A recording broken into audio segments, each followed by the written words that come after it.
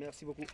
In the racially mixed Paris suburb of Plessis-Trevise, left-wing parliamentary candidate Adel Amara is going door-to-door, hoping to persuade people to vote and turn the constituency leftward.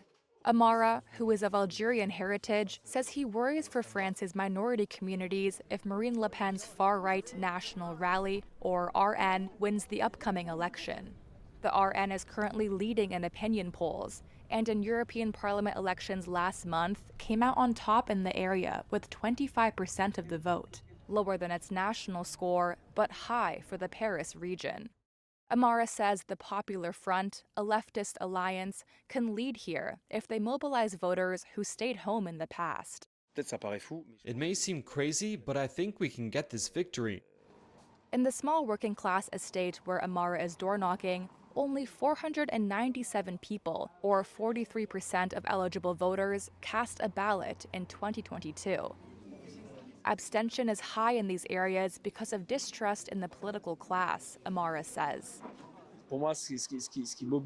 What causes and what fuels abstentionism, in my opinion, is really the feeling people have of voting for a project and ending up with the opposite project. He references the last election, where he says people voted for French President Emmanuel Macron to block the far right, only for, quote, Macron to prop the far right up. Members of minority communities interviewed by Reuters say they worry a victory for the RN could lead to a rise in racism. The RN denies it's racist, but proposes policies that it says prioritize French nationals. It wants to limit access to health and welfare benefits for foreigners, to restrict citizenship, and to ban the wearing of the hijab by women in public. Social worker Celia Angela says she will cast a ballot in a parliamentary election for the first time over worries about the far right. She says, I have daughters who are small, and I tell myself that I don't want to leave them in a world where they are going to be stigmatized, to be discriminated against.